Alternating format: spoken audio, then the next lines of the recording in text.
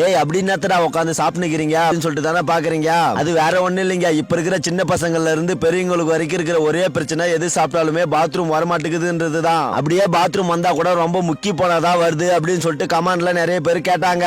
இதுக்கு எனக்கு தெரிஞ்ச ஒரு சூப்பர் ட்ரீட்மெண்ட் சொல்லி தரலாமே சொல்லிட்டு நானும் எங்க பசங்களை டவுசரை தூக்கி போட்டு வாங்கடா அப்படின்னு சொல்லிட்டு கூட்டினு கிளம்பிட்டேன். இதுக்கு தேவையான பொருள் இந்த சக்கரவள்ளி கிழங்கு தான். இந்த சக்கரவள்ளி கிழங்குல மோஷன் பிரியா போறதுக்கு தேவையான நார் சத்து, மாவு சத்து, நீர் சத்து எல்லாமே இருக்கு.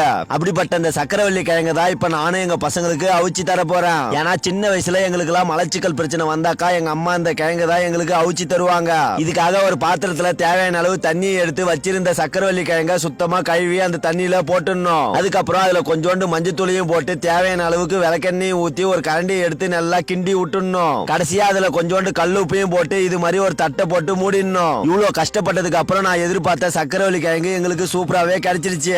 அதனால நானும் எங்க பசங்களை எல்லாத்தையும் ரெயினா உட்கார வச்சுட்டு ஆளுக்கு ஒரு சக்கரவள்ளி கிழங்கு பீஸை எடுத்து கொடுக்க ஆரம்பிச்சுட்டேன். எங்க பசங்களும் ஆளுக்கு ஒரு பீஸா கையில வாங்கி ஒருத்தனா சாப்பிட ஆரம்பிச்சுட்டானுவா. உங்களுக்கு யாருக்கெல்லாம் அந்த சக்கரவள்ளி கிழங்கு சாப்பிடுறது பிடிக்கும்னு சொல்லிட்டு மறக்காம கமெண்ட் பாக்ஸ்ல கமெண்ட் பண்ணுங்க, நானும் தெரிஞ்சுக்கிறேன். சரி நாமளும் ஒரு பீஸ் கிழங்கு எடுத்து சாப்பிட்டு பார்க்கலாமேன்னு சொல்லிட்டு சாப்பிட்டு பார்த்த பாருங்க, உண்மையாலுமே வேற லெவல்ல டேஸ்டா இருந்துச்சு.